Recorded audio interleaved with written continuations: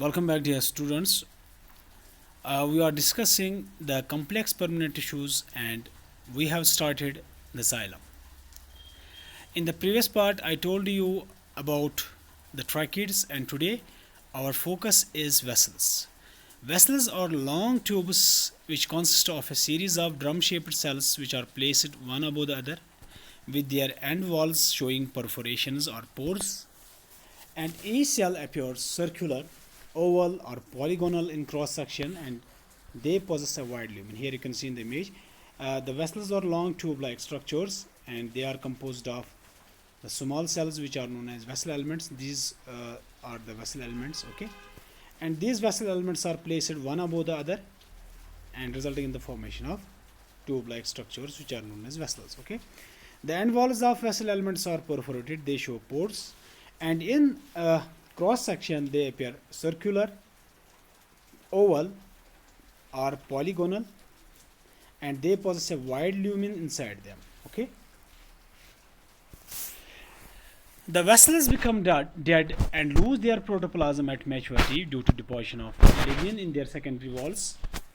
The vessels of primary xylem develop from procambium, which is the promeristem, or you can say the embryonic meristem, and the vessels of secondary xylem, they develop from the vascular cambium, okay. And each vessel element is short, but due to their placement one above the other or due to their fusion, they become much longer.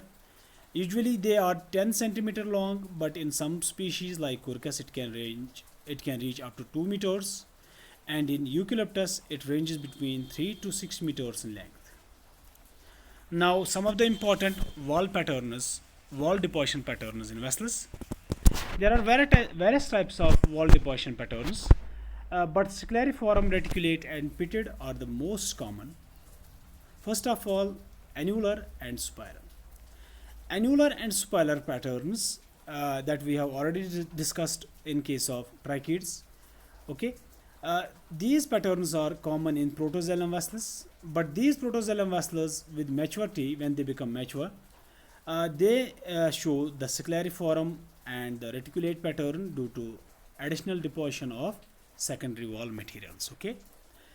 And another type is simple pits, and simple deposition of secondary materials occurs in metaxylem vessels.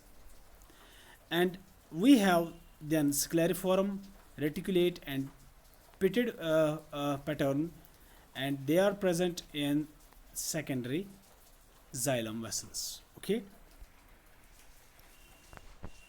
Here you can see in the image, this is the annular pattern, this is the spiral pattern, this is the scleriform pattern, and these two represent the pitted pattern of secondary wall deposition. Here this one represents as a simple pit and this represents as the bordered pit. I have already told you what is the difference between simple and bordered pits. Now the perforation plates, you know that at the ends of vessel elements you have some pore like structures, and these pore like structures at the end walls of vessels, they are known as perforation plates, okay. The perforation plates in vessels are present at their ends, but these patterns, these perforations may also occur in their lateral walls, okay.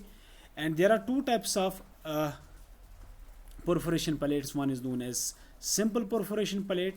It contains a single perforation at the end walls of vessels, and multiple perforation plates possess many perforations at the end walls of vessels, okay. And the multiple perforation plates, they are of different types depending upon the arrangement, okay. The first one is scleriform perforation. The perforations are arranged in a row, network like pattern which is known as reticulate pattern, they are in the form of a network. And then we have foraminate pattern or foraminate perforation, when the perforations are in the form of groups of circular holes. You can see in the image, this is the simple perforation plate where you have a single perforation in the middle of this perforation plate.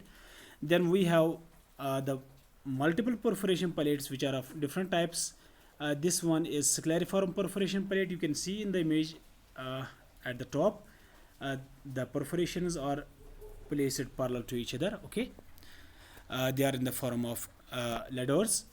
Then we have the reticulate perforation plate when the perforations are in the form of a network, and finally we have the foraminate perforation when they are in the form of groups of circular holes. Okay.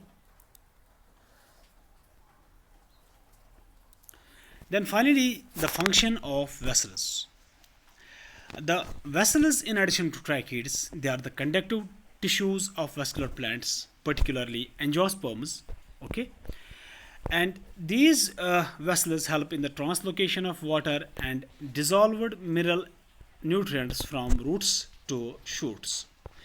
And in addition to conduction of water and minerals, they also provide mechanical support to the plant organs. Now some important remarks about vessels. Vessels are found only in angiosperms. This is the main feature. This will tell you the difference between vessels and the tracheids. I have already told you that tracheids are present in pteridophytes, gymnosperms, angiosperms, but vessels are only present in angiosperms. There are some exceptions. In a few pteridophytes like Selaginella, Equisetum and Pteridium, vessels are present. And in a few gymnosperms belonging to the order Nitales, vessels are present. In the rest gymnosperms, vessels are absent. And the vessel elements are placed one upon the other, and their end walls are either absent or they show perforations that we have discussed. Okay, so you can see that say that the vessels are the syncytes. These are the fusion products and form long tubes. Okay, and vessels possess much wider cavities as compared to tracheids. This is all for today, and in the next part we are going to discuss the remaining cell types of xylem tissue. Till then, stay blessed and thank you.